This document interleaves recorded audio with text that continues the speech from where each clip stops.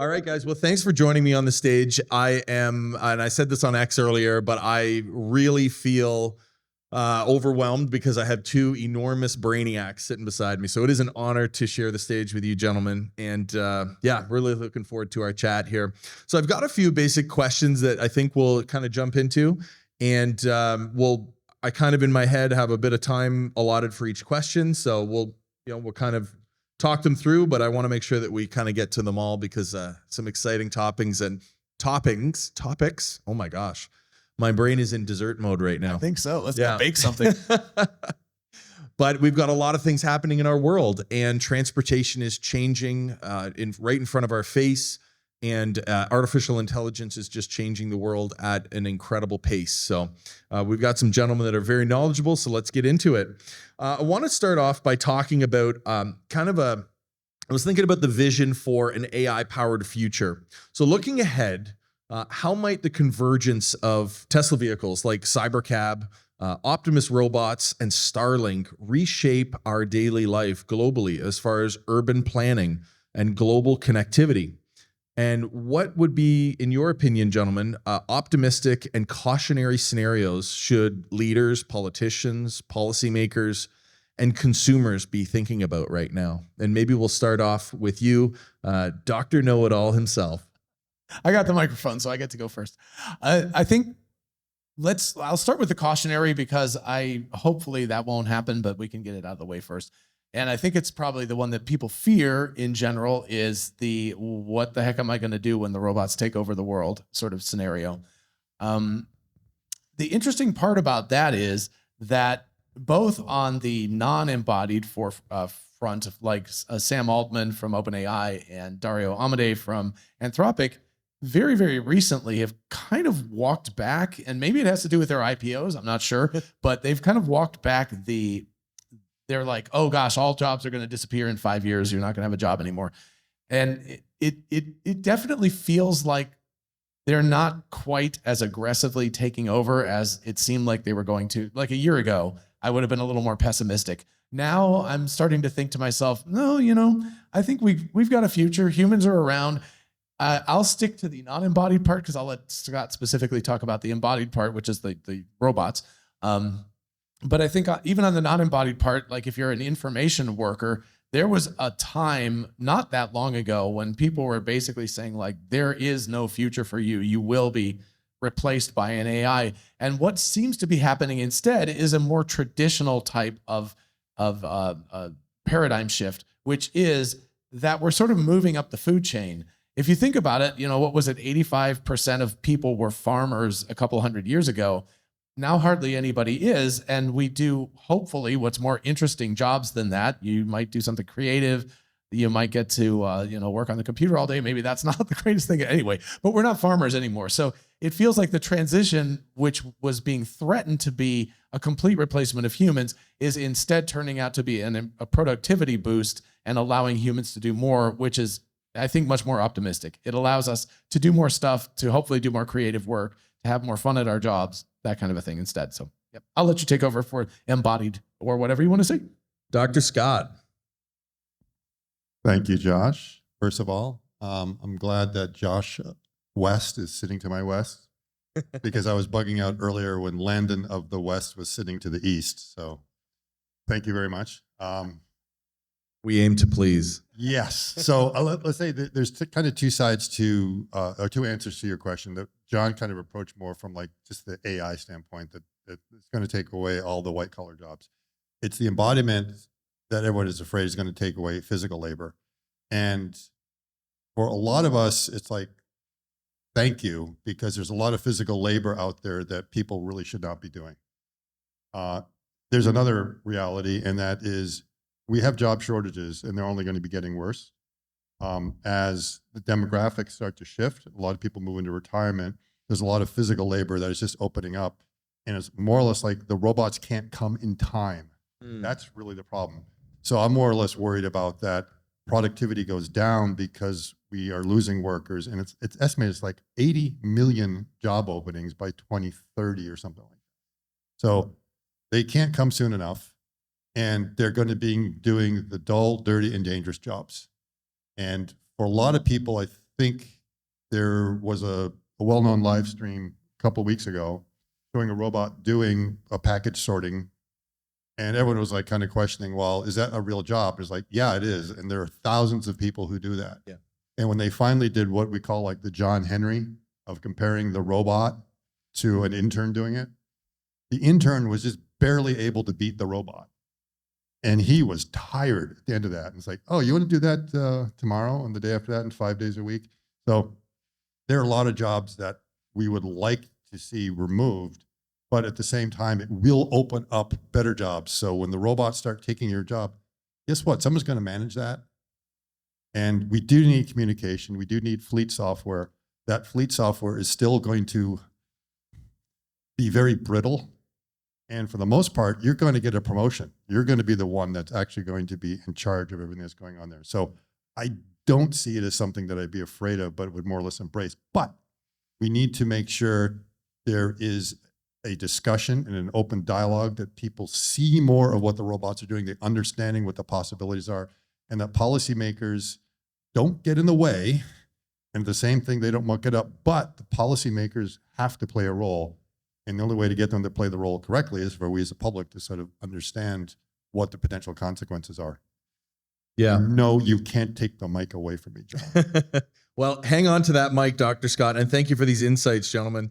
I want to stay on the topic of Optimus briefly here, and let's talk about what, in your opinions, gentlemen, what are the most promising near term? And let's think, when I say near term, I'm thinking kind of 2 to 5 years, and of course, long-term applications for Tesla Optimus in manufacturing, which we kind of touched on, but things like elderly care, household tasks, or even, remote exploration. I'm thinking, samples around a volcano or cold, sort of dangerous places that maybe humans are not really built for.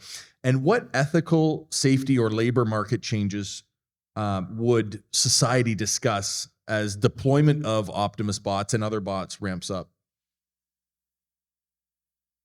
Okay, again, we're kind of looking at this idea that there's already the 3Ds, dirty, dangerous, and dull. Right. And there's a lot of very dirty jobs out there. Mm-hmm. And we are so lucky that there are people willing to do those jobs. And for anyone that belly aches, like you're taking away their job, I'm like, oh, would you do that job? Would your kin do that job? Yeah. If you are not willing to say yes, you do not say, oh, we should not get rid of something like that. And again, John has kind of pointed to that we were all farmers. We found a way of doing it. It's not going to be overnight. It's going to be a nice, slow transition to be able to get to that. I'm trying to remember the other part of your question was about. Yeah, so just looking at the difference of short-term implications versus long-term. So ask me the question, when is Optimus going to be in our homes? I know the answer. Okay, when is it going to be in our homes? Not this year. Okay, and I'm always right, but eventually I will be wrong. The most obvious place is for them to go into like manufacturing commercial for many, many reasons. That the reason why you won't see any humanoid bot in our homes, and I'm not talking about those jokers who will buy like a Chinese bot and go in and have it like kick their child in the face or something like that. The robots will not be in your home until first they're capable. And Right. we know they're far from capable. Second, they have to be affordable. But even if both of those are true, they can't go in until they're safe. Right. And they are far from safe. Reliably safe. Reliably safe, okay? The way we handle robotic safety right now in industry is we cage them off. We have all these safety protocols. Correct. So it's much easier to bring them into a commercial setting. Now, those commercial settings can also include hospitality. Because one way a robot might work in your house is like it goes into your bedroom and you close the doors. And now basically you've got a safety cage around it. Do not enter the room when the robot's working kind of thing. That's the way we do it in industry. You can do the same thing in hospitality. Right. So they can be going into hotels and working there. So it'll go through that chain. The other thing is, how much would anyone be willing to pay for a robot, either as a robot as a service, a yearly thing, or just buying it outright? I mean, estimate, what, 10,000, 20,000? Whatever number you come up with, there's a business owner that's willing to pay probably 5 to 10 times that amount.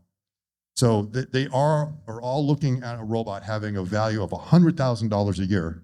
which is something that most people will not do just to fold their t-shirts. And they will be very productive at being able to do that. So that's where it's going to go. When is Optimus going to be going in? You want to hear a wild theory that has like 1% chance of being true. All right. But let's put on our conspiracy theory hats here. I do not know why the SNX line needs to be shut down to produce 1 million Optimi. You don't need 1 million Optimi right now. This is a very touchy subject to bring up with me, Dr. Scott. Yeah. We don't talk about the Model S and X shutting down. Okay. I don't have my box of Kleenex worry. nearby to mop up the tears. I'm getting to the good part here. Okay, so the good part here is if you even look at the images of what they want the line to look like, the Optimus line, it fits into like a normal kind of space. It doesn't have very high ceilings. You know, the production line has like really high ceilings and everything else. A lot of stuff doesn't make sense of why. You need to learn to build 10,000 and 100,000 before you learn to build 1 million. And you don't build 1 million if you don't have a bot that's worth scaling. Right. What the bots need is they need a laboratory environment to be tested in and trained in. Correct. What's the best place to test this than on a real production line, which is heavily manual, because compared to the 3 and the X, the body shop requires a lot more labor than anywhere else. So are they closing down the SNX line, or are they turning it into a prototyping line, training facility, testing it, and then suddenly we find out sometime next year that, hey, guess what? The SNX is back, and it's body by Optimus. Don't tease me. Yes.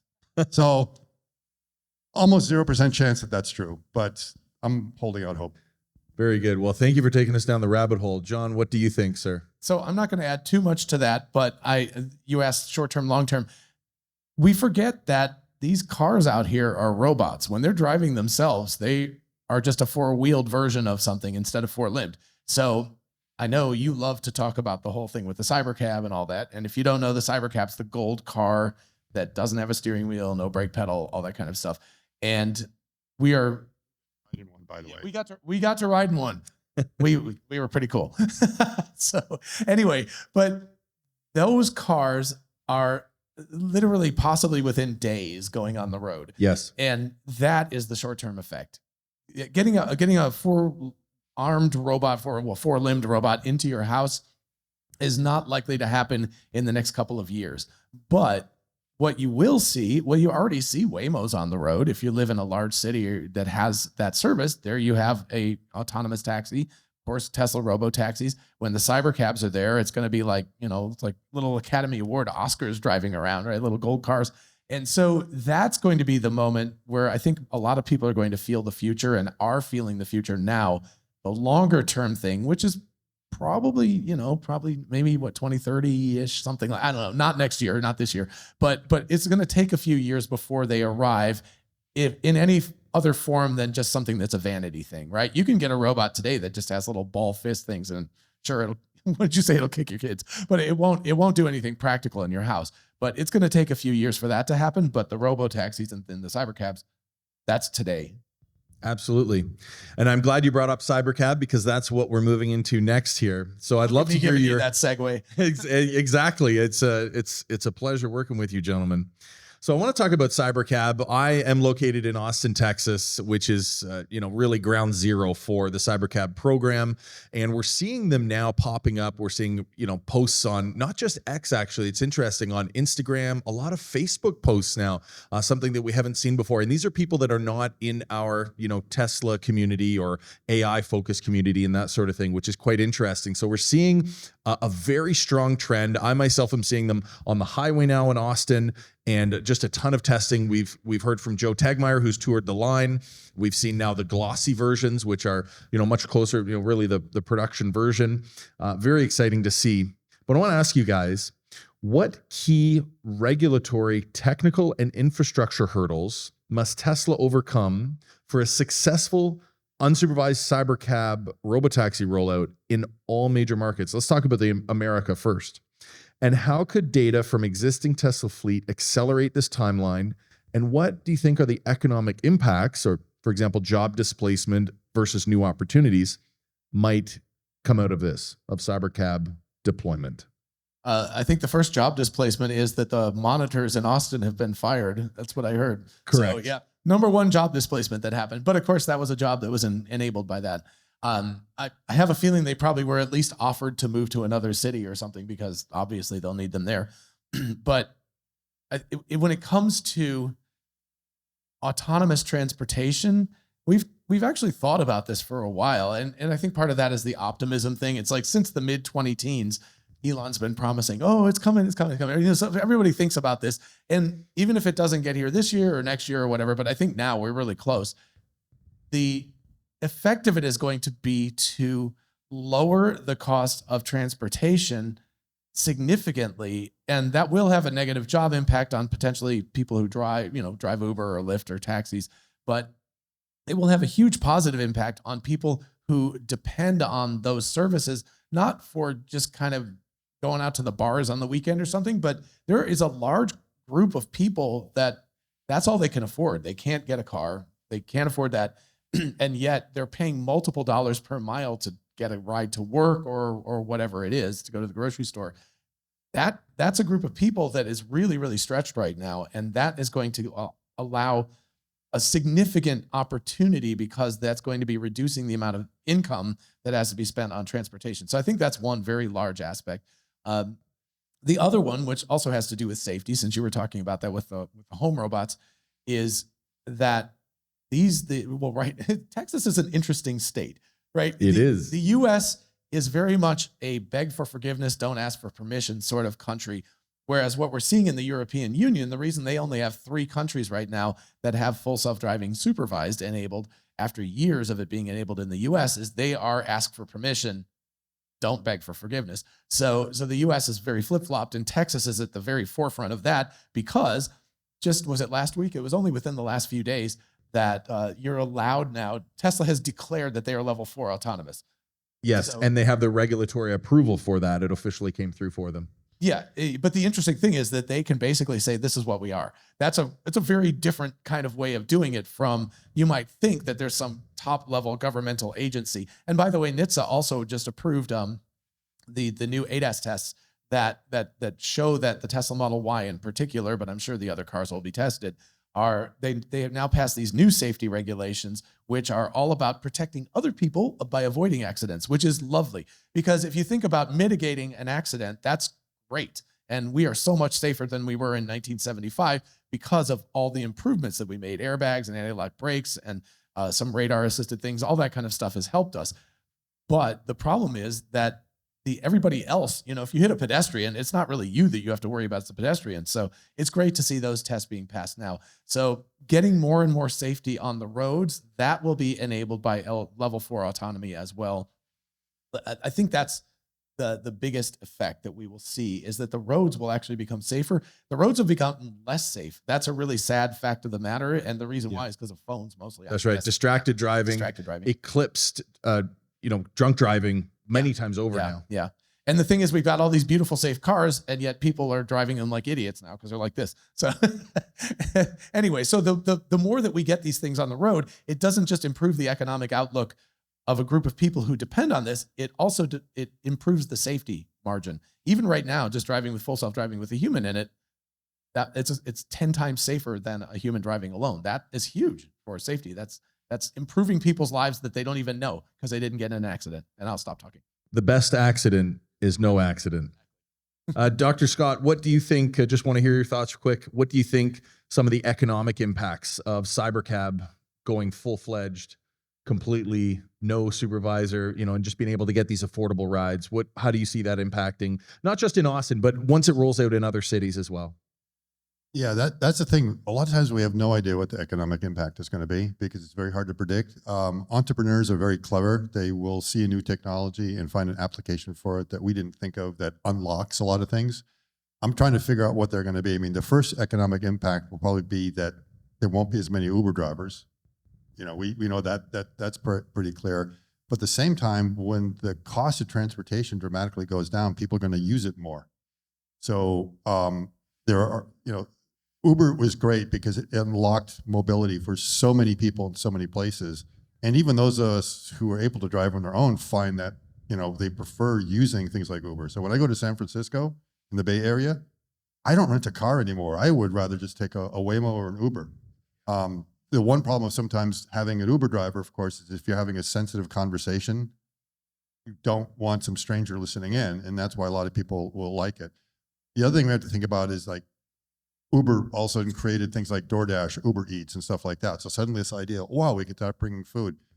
I'm not quite sure whether CyberCab opens up that delivery even more now, because a lot of times you may not have enough drivers. Of course, the obvious thing is like there's going to be the service that's going to be required. So we're going to have to clean these things. Infrastructure you talked about, we're going to need more charging eventually. It's not an issue now because I don't think the numbers are there. There'll be the impact, but at some point it will. Somebody brought up the concept of not needing a driver's license, but you could deliver Uber Eats. So you're opening it up to perhaps somebody that has, a physical situation that doesn't allow them to get an official driver's license, or maybe they're a younger person and they don't meet age requirements to get a driver's license, but they could certainly carry a bag of food up to an apartment. So there's, some ideas there. And the other thing that we've always thought is that once it's kind of full-fledged, people will reduce the number of cars they have in their driveway.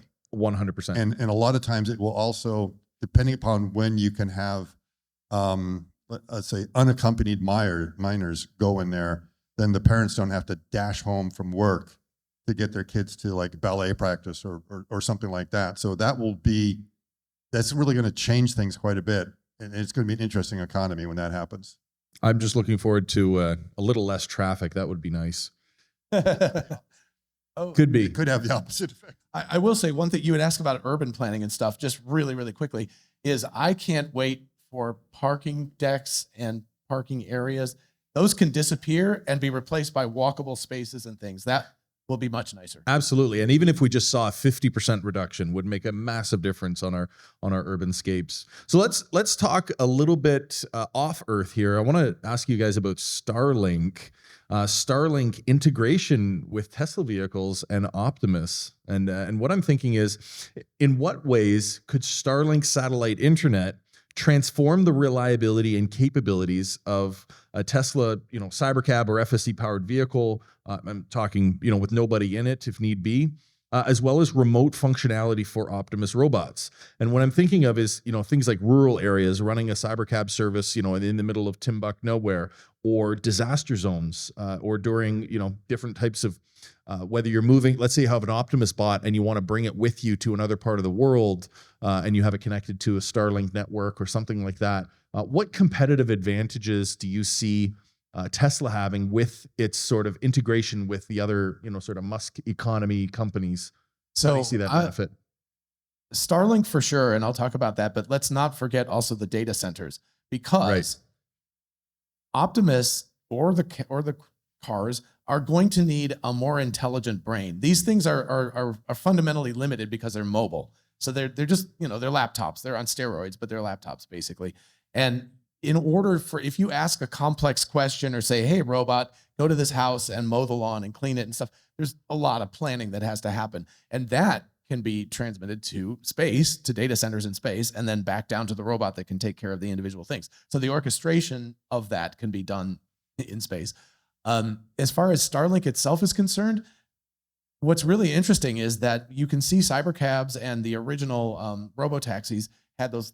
Well, the cybercabs is actually on the outside. You can see the minis out there, bolted to the back. And in the Model Ys, they were kind of contained in a little box on the inside. So clearly, Tesla is already using that to kind of bypass the cell network and be able to upload and download large amounts of data. So that's cool. But the really cool part about this is that, of course, with the new version 3 satellites, we're moving towards the capability of communicating with cell phone size things as opposed to like a dish this big, which means that Optimus in its head could have antennae just like a phone. Thinking. Yeah. So that it's wherever it is, it's either got cell phone coverage because it's indoors and doesn't have direct line of sight, or it's out here or in the desert somewhere or in the Arctic, and it's always got coverage, just no matter what. Right. And low latency coverage as well. That's, I think, the key, especially when you're working in precise environments. Yeah, exactly. Dr. Scott, what do you think? Yeah, it opens up huge possibilities. I have a Mini, so I can take it whenever I go on a trip. And sometimes you take for granted 5G coverage. So when I drove up from Florida, pretty much had it all the way on I-75, so you think you have it. And then I remember being out in California 2 years ago, and like California, it's like, come on, it's high tech, stuff like that. It's like we're Silicon Valley. You would be shocked how many places in California you cannot get cell coverage.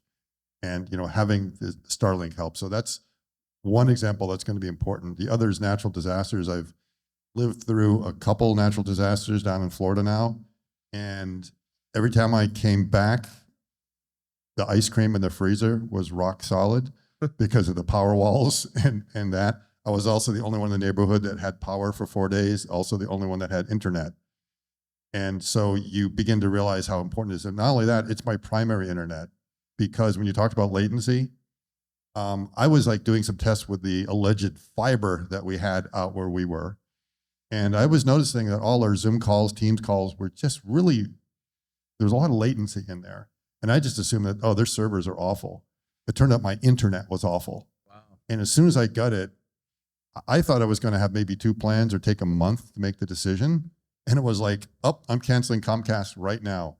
And of course they were like, no, you don't want to do that. The whole thing. And like, they still send me charges for like $0 per month. They still think I'm in the database like 4 or 5 years later because they really want me back as a customer. But that's one of the things it does. And it really only gets better. And that was 4 years ago. It was already that good. And now the dependability, reliability, everything. And again, we're talking about having to manage fleets. So you need to have connectivity. It just can't go down because the power went out somewhere, the cell towers are overloaded, or you're in the middle of nowhere.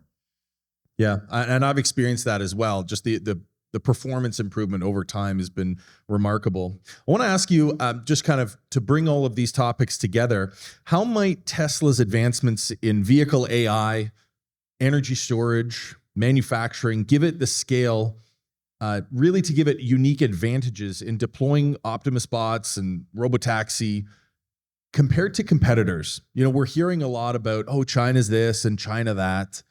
What do you see as Tesla's unique tools in the toolbox to compete on a global scale as we hurtle towards this new reality? And John, we'll start with you. Okay.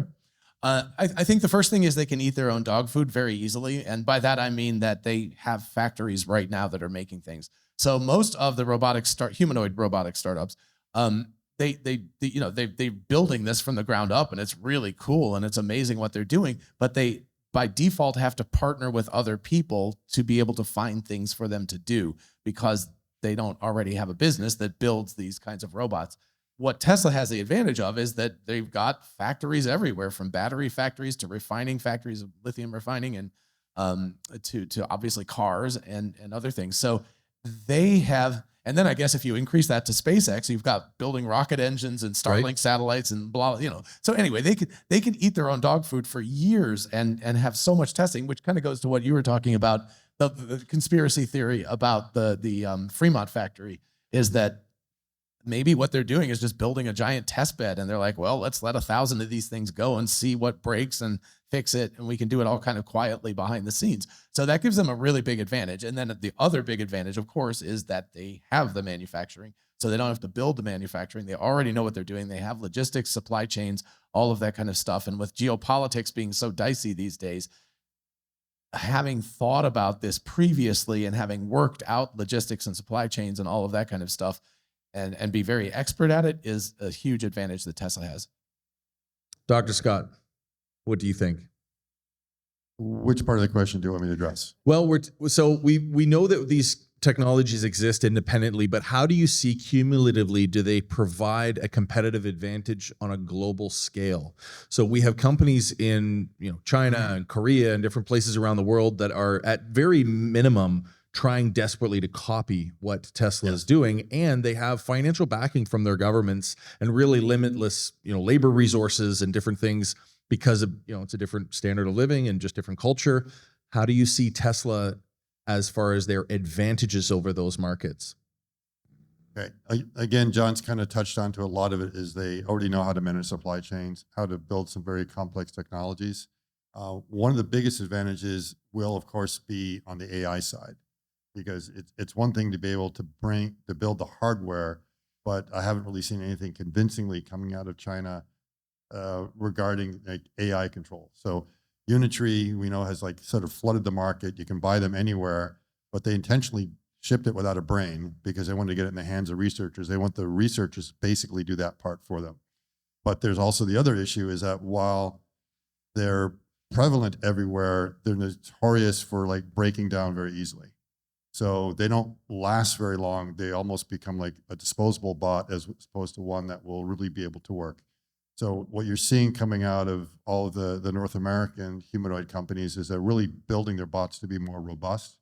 They also have a lot of the compute that will allow them to do something useful. And the most important thing is that I ask this all the time, does everyone know what's like the business end of the robot? Show of hands if you know what the business end of the robot is. Come on, show of hands. We have two hands. Very good. And anyone that put up your hands, you're correct. The most important part of the robot are the hands.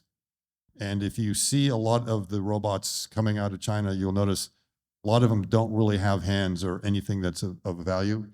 And until you solve the dexterity problem, there's no point to it. So while locomotion is complex, the only point of the locomotion is to get the hands to where they need to be to do the job. And that's one of those areas that is a very difficult problem for everyone, but it's the one, if you don't do it, if you don't have the dexterity, it becomes more of a toy and just like an academic curiosity as opposed to something that will provide value. So tactile utility really is the gateway. And where do you see Tesla right now as far as their progress in developing? You've been able to pick things out of videos. You got a kind of a keen eye. Okay, the hook is here. The hook. Speaking of hands, I just see this hand coming around the side of me. It's like, the whoa. hook, yes. Ready to do some questions? All right. Scale of 1 to 10, real quick, Dr. Scott, where they are with development of Optimus Hand, in your opinion. Okay. 10 being that's perfectly done, 1 meaning they're not even close. It's probably around 5 or Okay. 6 because everyone thinks they have the perfect hand design and then they go to use it and they realize, oh, it's got a lot of problems. So the advantage is they've iterated through a bunch of designs. And that's the important thing, is they know what the problems are now. The question is coming up with the engineering solutions. Give him a quick round of applause while I'm making my way down the steps. If you have any questions for the big brains on stage, let me hear him. Okay, the Optimus hand having 22 degrees of freedom. Are there any movements or tasks that you foresee that the Optimus will not be able to do? Yeah, can it live long and prosper? Well, yes, that it can. There's definitely a lot of things that won't be able to do that as humans do, and that. But the more important question, can it do all the things we need it to do? And that's where these questions of dexterity come in. So some people will argue you can do everything you need with just simple pinch grippers or maybe a 3-finger hand. And it kind of goes back and forth on why do you need to have 5 fingers? A lot of it is that it's easier to train because the egocentric data is people with 5 fingers. There's many things that we're able to do that we take for granted, and we realize we need those extra degrees of freedom. So like live long and prosper means being able to have that. 22 degrees of freedom might actually be a bit of overkill because some of that is movement in like the pinky finger, so in like a palm joint. And there's a lot of discussion of do you need more degrees of freedom or less degrees of freedom? Most of them will say if you have 20, you're doing pretty well. The question is the dexterity, what kind of tactile you need in there, how you actually implement those degrees of freedom. And to sort of answer a question, there's a difference between the number of joints. So there's really 22 joints in the hand, the last hand that we saw, but there's 17 actuators. And that's usually what people call degrees of freedom because that's where you have control. That means there's sort of 5 degrees of freedom in there or joints that you don't have full control that are coupled together. And it looks to me like Tesla is adding another 5 actuators to me. So they're going to be bumping it up from the 17 to at least 21 that they will have in there. So 21 or maybe another one, 22. So that will give them more dexterity. All right. So it seems like we've got 2 axes of costs. We've got the hardware costs and supply chains that have to be built for new types of actuators, like planetary roller screws and that sort of thing. We have the training costs in the other axes, and we've been we're waiting for this maximalist dream to happen where we've got a robot that can do surgery and play the piano and whatever else. But is there like a minimum viable candidate among these? I mean, have we got companies that aren't, Unitree or Figure or Tesla that are going to be, we're going to see in the market in the near term that are trying to capture more of the market with these simpler designs and easier training programs that smaller companies can actually achieve? I'm sure Scott wants to answer part of this question too, but we were actually just talking about this in just minutes before this thing. So good question. There's a combination of brains and I guess brawn, but there are many people in the world that don't have a fully functional hand that are still able to do highly dexterous things because we have a really smart brain that's able to figure things out. So yes, you could have basically a 1 degree of freedom pincher that just goes in and out, and it can do quite a bit if it has a smart brain behind it. The bigger issue at that point is how do you collect the proper data to train it? Because since a human has 22, is that about right? Ish, right? It's up for debate. But anyway, we have a lot more than 1 degree of freedom, many more than that. How about that? And so how do you collect the data? Because a human is going to have a hard time pretending to be that for thousands and thousands of hours to collect the amount of data that you need. So that becomes a more interesting problem for the lower degree of freedom. So it's kind of like you were saying, 2 axes. The 2 axes are the complexity of building the hardware and the complexity of collecting the data. If you have simpler hardware, much easier to build the hardware, a lot harder to collect the data. If you have an exact analog to a human hand, well, we don't even know if that's buildable at this point, but it's going to be really hard to do that. But that makes the data collection super easy because we just use our hands. So that's the problem. Yeah, I think the actual quote you were going from is that dexterity lies more in the head than it does in the hand. And a lot of it comes down to when you see people who have lost functionality are able to regain it just through sheer force of will. And so if you're trying to design a robot to do everything, it's going to be a lot harder to get out in the market.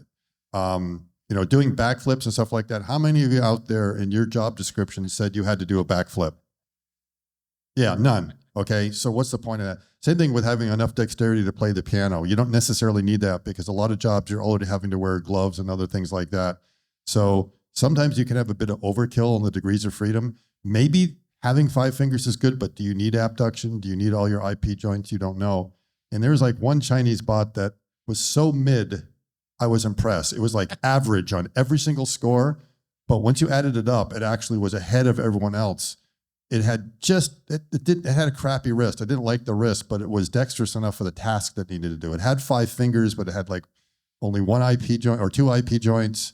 It didn't have abduction, but it was just grabbing big bulky parts. It wasn't having to take bottle caps off or do anything like that. So for the job that it was meant to do, it